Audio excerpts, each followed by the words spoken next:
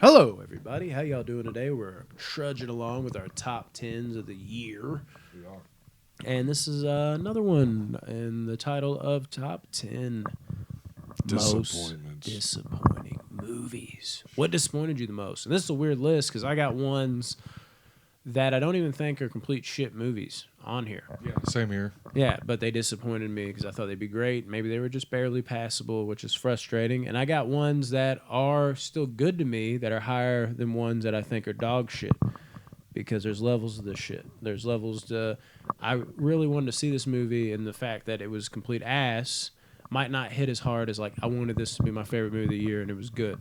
So yeah, anticipation is a bitch. So I'll kick this one off. My number 10 is Space Jam: A New Legacy. And the reason this hit here is just honestly more. I didn't think it was going to be great, and it honestly wasn't terrible. I think I gave it like a 5.5, but it wasn't good either. But what really had me wanting this to be good was because I am a big LeBron fan, but at the end of the day, I am objective. And it just wasn't a good movie, and his acting was absolutely terrible in it. Which is fine because he's a basketball player, but what is not fine and what kind of made me excited, like he's in LA now, like maybe he has a career in acting after this, because I saw him in Trainwreck. And Trainwreck He was wasn't awesome a in that. great movie, but he was amazing. And something I brought up is like maybe, dealing with a competent director like Judd Apatow, like they were able to churn that out of him a little better than like whoever the fuck directed this Space Jam movie. But it was almost like maybe they gave him too many lines because they've seen him in like Saturday Night Live do pretty good, and they've seen him in, fucking what we were just talking about, Trainwreck. So they thought maybe they could do a little more with him, but without the competent directing and LeBron not necessarily being as great as I thought he could be as an actor. And I didn't think he was going to beat Leonardo DiCaprio, but I thought he could be passable and like a funny actor. We'll see where he goes with it. It just didn't work out. And I honestly, due to that fact that I had some type of expectations on him now, seeing him in other roles, and like I said before in these other lists, some people will surprise you at being able to do other things. It was disappointing for that reason. I thought it could have been a better movie, and I'm a little disappointed, not in LeBron because he didn't have to act like, motherfucker, you're only like the greatest basketball player of all time, and that's it? Like, that's all you can do with your life? But I was curious to see what he could do and thought he could do better, and he didn't. That's my number 10. Yeah, I had zero anticipation, zero expectation for that movie at all whatsoever. Me too. Just the LeBron thing got me. My number 10 is going to come in the place of Candyman. Ooh. I was really upset with Candyman. I hate this movie, and I was so excited for it. I thought, with Jordan Peele being behind the scenes, Nia DaCosta directing, you had Yaya, I never remember his name. It's a hard name. But he's just a great actor. Dude, it had so much potential. I didn't think he did bad. He didn't do great. But it just fell on its face for me. It did not do what I wanted it to do at all. And I know that's objective, but it disappointed the shit out of me. My number 10 is Candyman.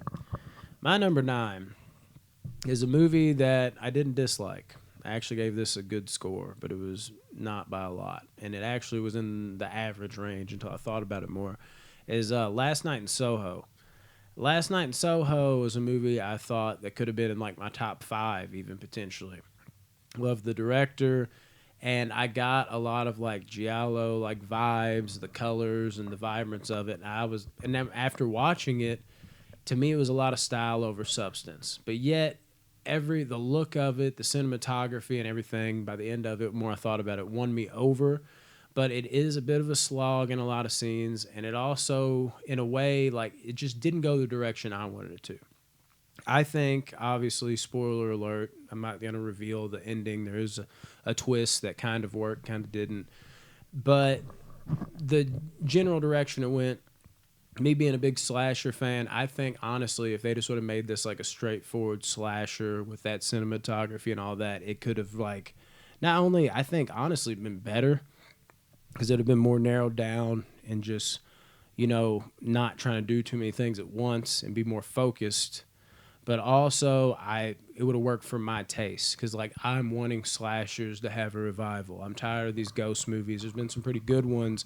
If you would have nailed down just like a straightforward like giallo like modern our time slasher movie, I would have just I would have just put this shit up like on the biggest of pedestals. And we didn't really get all that. And there's also some other creative choices at the end that I didn't like at all that I won't dive into. But yeah, overall, not a bad movie, but very underwhelming from what I was wanting and what I thought it could be. I see a lot of people loving it, so it might be a controversial opinion. Yeah, my number 9 actually would have been Last Night in Soho, but I think Many Saints of Newark takes a cake for me. But this is also a movie that's not on the bad end of ranking for me. You know, Yeah. I think I gave it a 7 something, but this movie was not what I wanted it to be, not what I was expecting it to be. It was actually, and I love slow burn movies. Kind of boring. This movie was kind of boring to me, I and didn't even see it.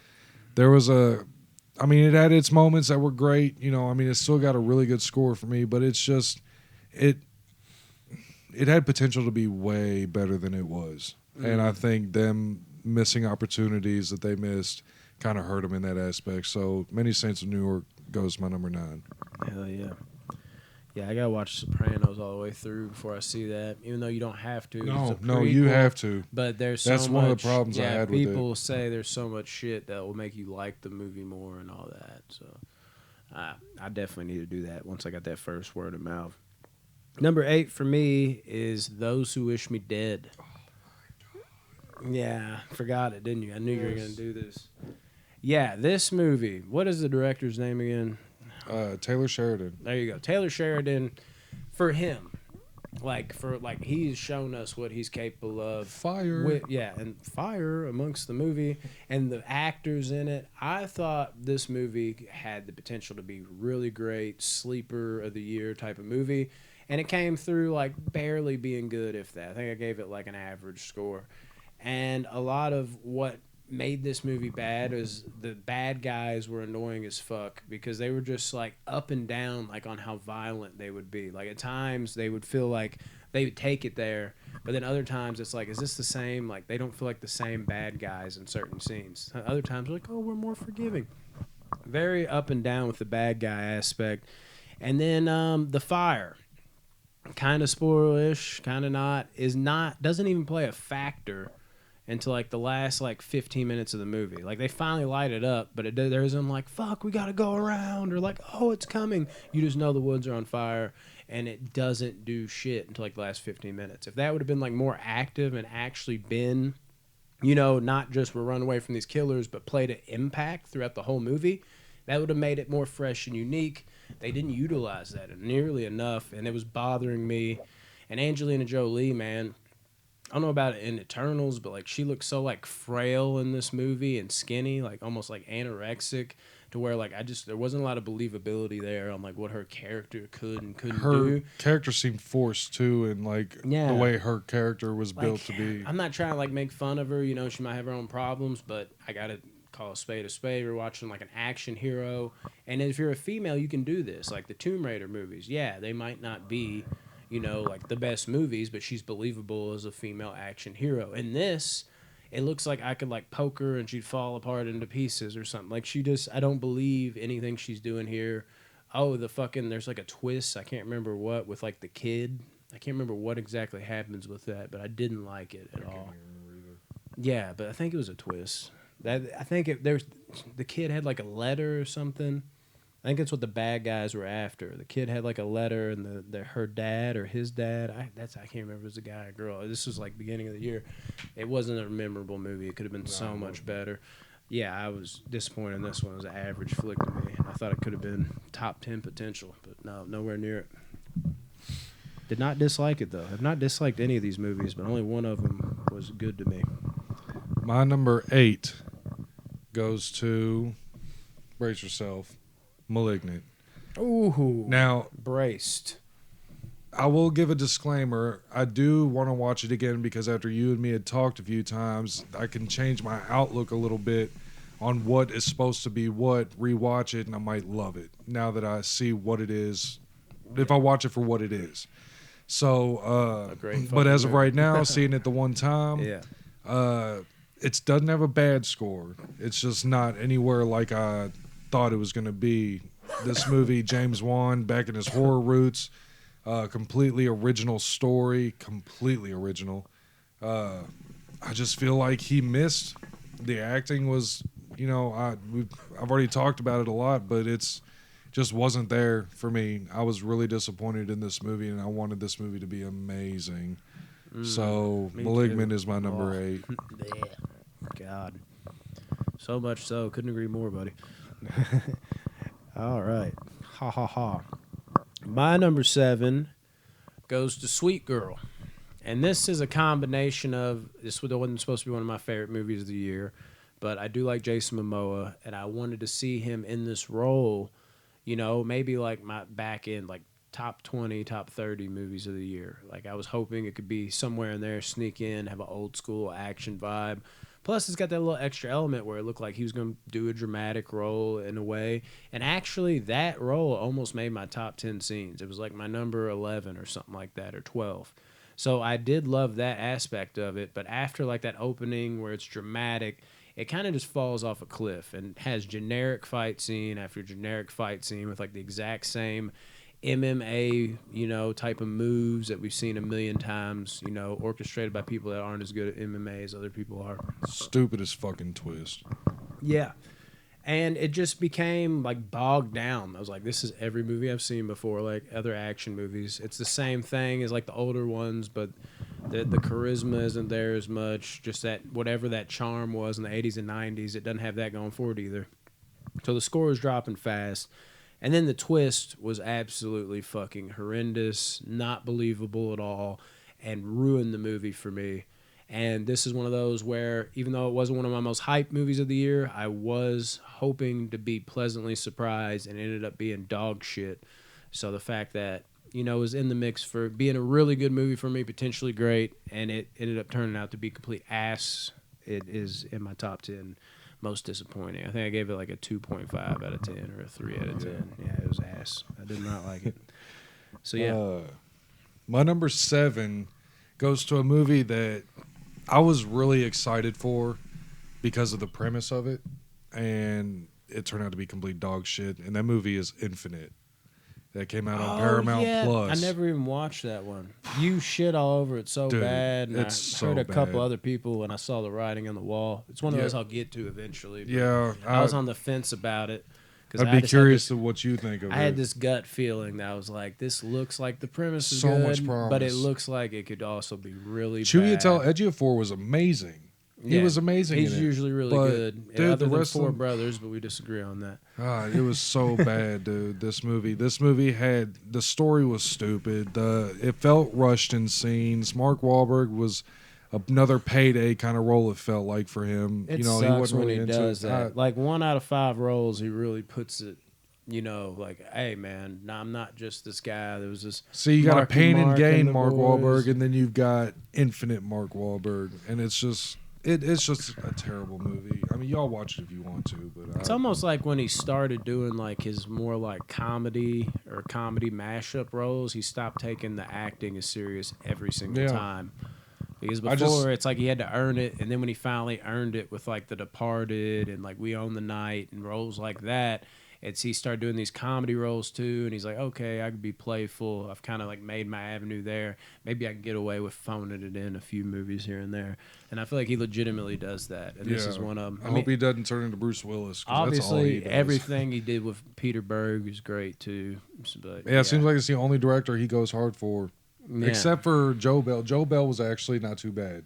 yeah, and I was I think his interested to see performance was that. pretty and I good. didn't end up watching that one either. So, yeah, my number 7 goes to Infinite. Sweet, dude. My number 6 goes to The Little Things. Yeah, this had me all around high. Like Denzel, fucking Jared Leto looks like he gives a crazy performance, and he did. He was great. Rami Malek is a fucking great actor. That trio, and I was hearing like Seven type vibes, and if you know how much I love Seven, I was like, this could be like my favorite of the year potentially. And I'm getting to see it early, and it ended up being like a 6 out of 10. So it gets a barely passing grade, and that's mainly just because, you know, I love this type of movie. But the movie it was around this type of movie was severely like just like uneventful and not really grabbing, especially given the characters involved and actors involved, I should say. Malik, I don't think was good. He was more annoying than good. Nothing like he was in No Time to Die, where he was great. And Denzel's never bad, but this wasn't like great Denzel, so it was kind of like, man, I wish we would have got a better performance from him here. And then Leto was amazing, but a little underutilized, and they didn't go the direction I wanted to with them. There's a little bit of a twist, and that didn't really work for me either. This movie was very underwhelming compared to what I thought it was going to be. Like I said, I did enjoy it, but it's one of those like one-time watch enjoys. Maybe turn on one more time to be like, man, I did love Leto's performance. Let's see if everything else works for me a little bit more. But even then, that'll be like a few years down the road. And it just, yeah, for what it should have been, like this movie could have been like 9+ out of 10. I thought it definitely had the chance of that, and it fell well short of that. So, yeah. Little things at number 6. That movie sucked, and it should have been much better. My number 6 goes to Snake Eyes. Now, I wasn't interested in this movie at all, and then they dropped the trailer.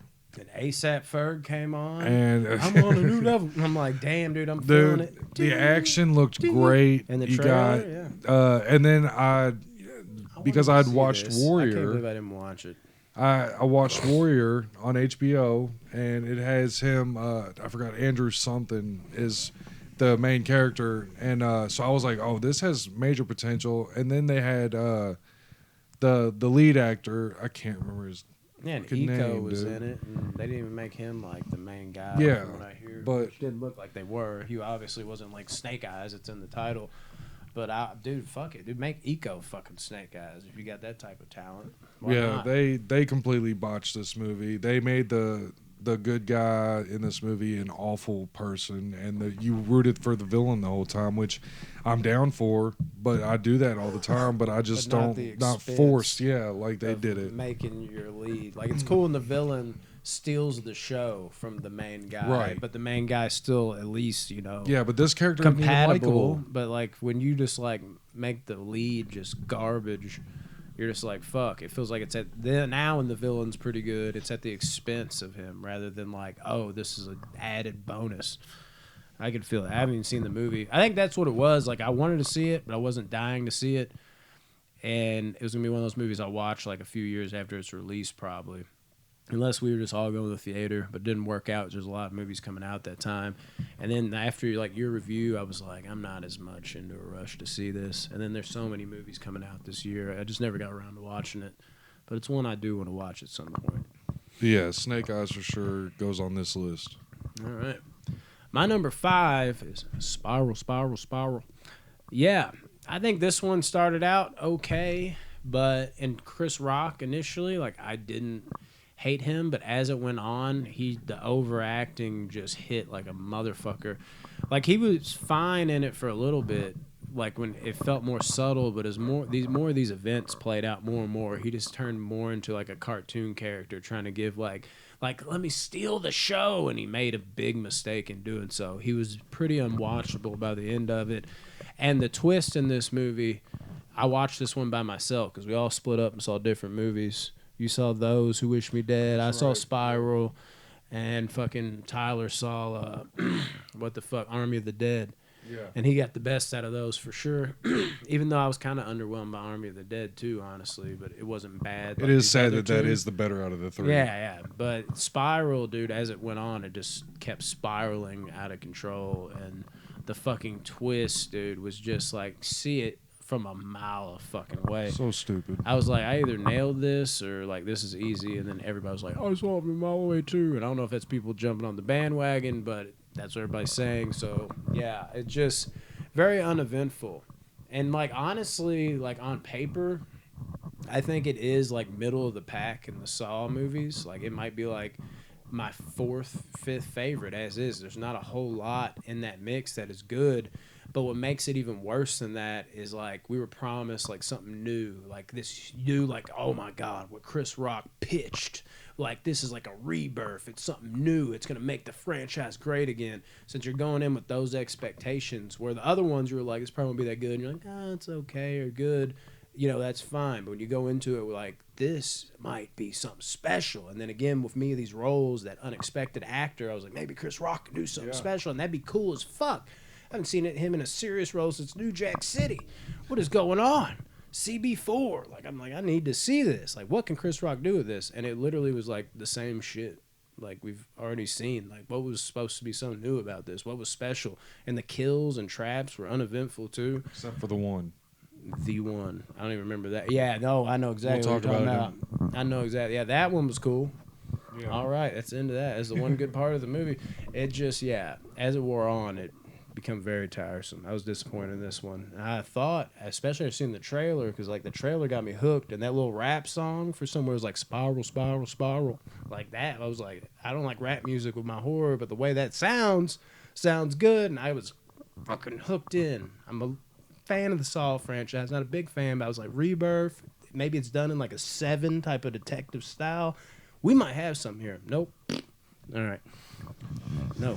Yeah, well, my number 5 is going to go to, I'm glad you said it because I just did some switching in my head.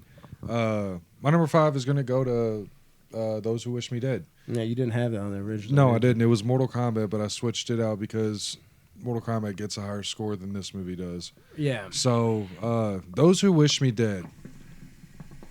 I was 100% sure it was about to be a great movie. I knew, in my head, this was going to crack my top 50. Taylor Sheridan, he's on fire. Everything he touches is gold. I knew I was going into a great movie. Your top 50, not top 10 of the year. Yeah. Well, I thought it was going to be that good to where it would touch my top 50 of all time. But let me tell you, it did the exact fucking opposite. I was so upset. Tyler did like it.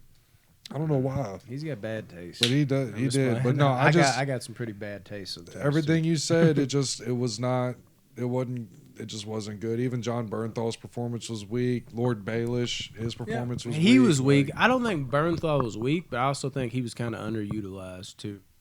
Yeah, I'll say that. More underutilized than weak. But he had a couple moments to shine, and in those moments, like he wasn't bad. Like he wasn't amazing, but it was just...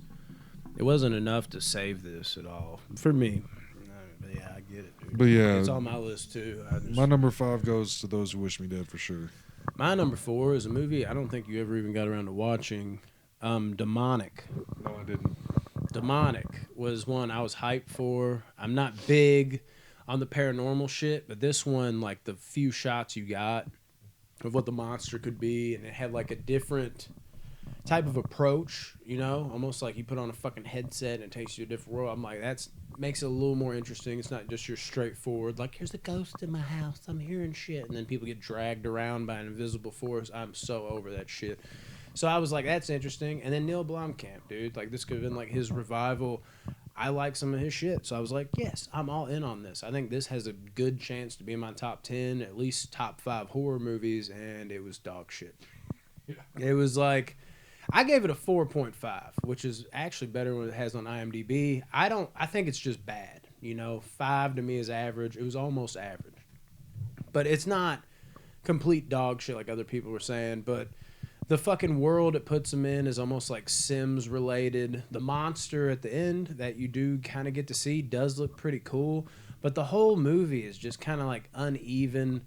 I don't necessarily like the twists and the way they went with it. And honestly, like them going in that other world, like the way it was shot, like I don't know, it was strange. It was almost like a horror Sims game. It was fucking very weird. And then by the conclusion, even though I kind of get on board with like the look of what they were dealing with, at that point, I just wasn't invested enough. I didn't care anymore. It was like a very good, like the first 15 minutes. And then it was just terrible for like... I don't know, like an hour, and then the last 15 was like, this could even be better than what I'm giving it right now, but I'm just checked out at this point. So 4.5 out of 10, nowhere near what I wanted it to be, but also not a complete travesty. It's just a bad movie. See for yourself. Maybe you like it a little bit. I wanted to, but by the end of it, I was like, man, I don't think I maybe give it a 6 or something. Like, no, I got to be honest with myself. Just misses out on even being average. Demonic, number 4. My number 4 goes to the most recent Matrix Resurrections. Ooh. I was super excited. I Were you couldn't now? wait for this, and it turned out to be not good at all This for me. is a divisive movie. Yeah, well, I didn't like it. He liked it. I didn't like it. More people actually I'm seeing hating it, but it does seem like a love-hate movie. Like it's like hate, hate, hate. I loved it. Hate, hate, hate. I loved it. I can't say I hate it because it doesn't have that low of a score for me to where I hate it, but I really did not like this movie. So I just thought it was way too meta, way too self-aware. Some decisions they made I just didn't think were good with characters. I thought the pacing was a little off at times. It was like we talked about another movie. It's about 20 minutes too long. I can agree with that You on this know, movie too. it's just it had so much going for it, and it there's a time when you can put nostalgia in a movie and love it. Spider-Man: No Way Home, for example, Yeah. throws nostalgia in there, and it's perfect. But this is like built on nostalgia. Like they're like in your face about this is who this is. This is why they're doing this. This is this. This is that. And I'm like, okay, I'm not stupid. You know, like I know. Like don't. It's just yeah. Matrix is number 4 for me. Nice. Number 3 for me is something maybe you forgot again. Fast 9. No, I didn't forget that. Okay. Fast 9 was shit. Now, granted, there's probably at least 2 or 3 other movies in this franchise that are like objectively shit, but it's fun shit. This movie, like, I finally hit that wall where the last one was one of my least favorites, but it was still enjoyable enough. So I was coming off the fatigue of that, and you know, it's not even necessarily all the crazy shit they did. Like I've left my brain at the door a long time ago, but at the same time, there was a couple things even I was like, yeah, but why even do that in a Fast and the Furious movie though? Like I get You got the 4K yet? no, I need to just because I'm a completionist, but Same here. but yeah, it's just not good. And John Cena, who I absolutely love, it just I don't know if I quite like him as a full-on serious actor. Because now, granted, like you're not gonna get your best performance from somebody in a serious role in this movie, so I kind of want to see him do more stuff. But him as like a comedy action guy, like Suicide Squad, or just comedy like Vacation Friends this year, which I love. He was amazing, but him as just like Dom's brother, I didn't take him seriously. All the family shit, I mean, it's running its course, man. You're feeling the fatigue. And it's getting dumber and dumber and dumber, dude. And there's a few other things that really stood out to me that bothered me that I can't remember because I haven't seen it since it came out. It just overall, like, even the stuff that's supposed to be fun, I don't know if it's the fatigue or what, like, it's just not fun anymore. Also, like, the locations and shit. Like, I actually really liked, like, the opening location. I thought that was, like, a fresh new vibe when they were, like, in that, like, jungle type shit. That was fun because it felt like something different, even though stupid shit was going on. But as soon as like the rest, like the last 75% of the movie's taking place and they're fucking up the city again, it's like I've seen this before. I don't need that. I think they fucked up not keeping that jungle vibe because it just gave them a new location to fuck around in. And then the biggest dude, it's in the fucking trailer. Here's the few things that drove me crazy. Han coming back. Like I'm just done with this franchise in terms of like Han might be like my favorite character in the franchise. I fucking love Han. Like he's right there. But the fact that they just like literally every motherfucker's coming back. The backstories I thought were terrible. I hate how they kept sliding them in. It was actually like Vin Diesel's son playing him. And then like John Cena's like this little guy. Like I just didn't care for those at all. And then the ending, dude.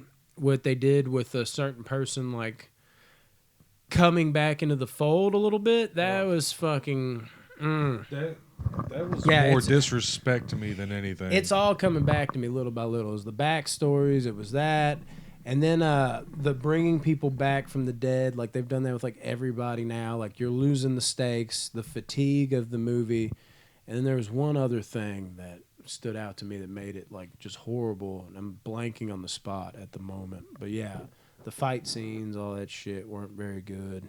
I mean, it's just yeah, family. Like I'm done. Like I don't. Yeah, Family. I don't know what they're gonna do from here, and if I'm gonna enjoy it. They're running out of steam for me. Yeah, I didn't like it. I agree.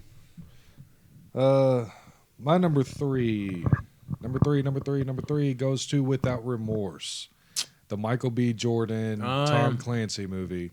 Oh my God, I couldn't wait for this. I heard it was shit. Michael B. Jordan, I think, is an incredible actor. He has major potential. I think he should have won an Oscar for Fruitvale. Fruitvale, absolutely, 100%. He was amazing in that movie. But Talk so, about tears. and he's been getting jacked lately, so I'm like, oh, him playing Jack, right, dude, that'd be fucking dope. And oh wait, it's rated R, like mature, like it's violent, like it should be. Let's do this. Trash.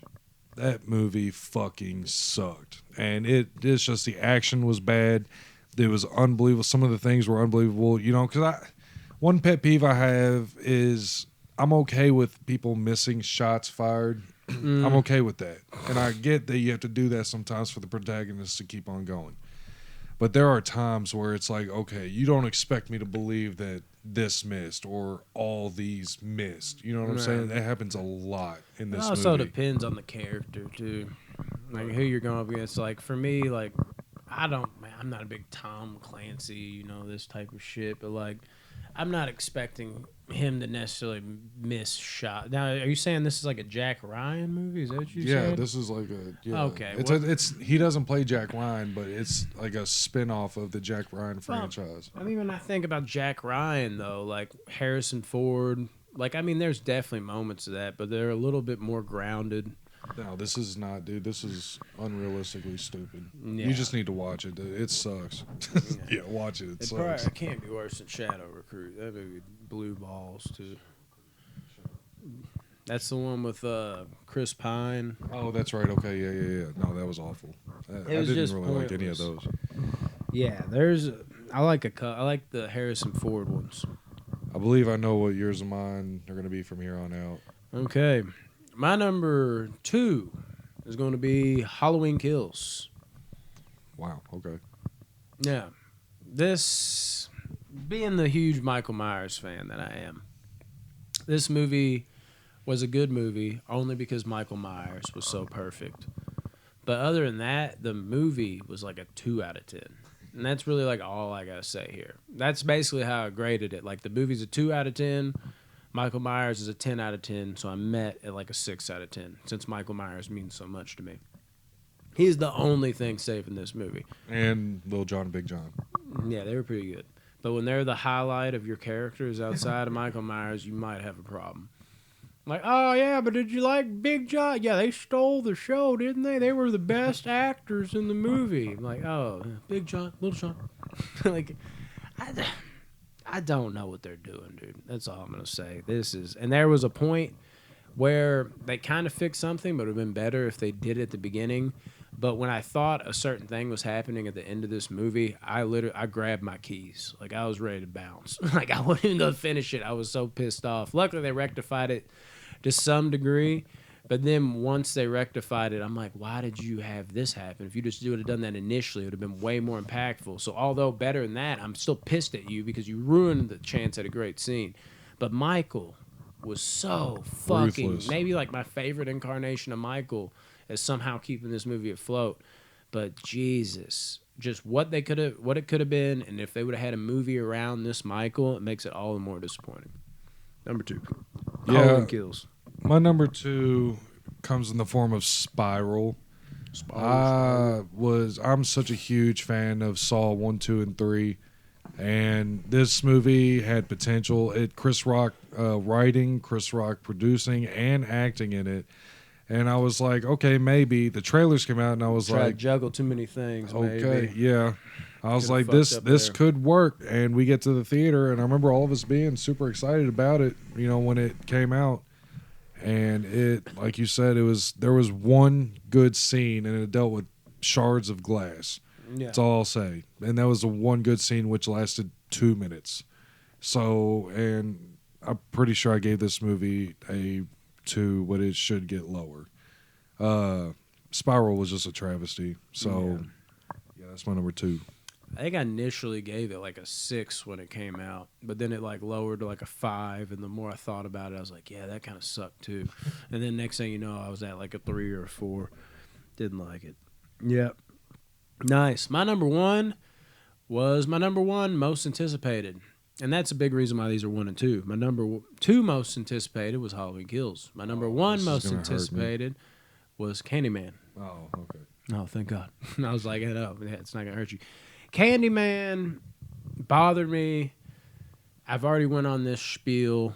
I can explain exactly how I feel. The way they involved all the racism stuff, I just don't think it was handled well. I'm cool with that being in movies. Jordan Peele's a part of this. He's done that in his other movies, and I love the movies even more for it because they had that undertone.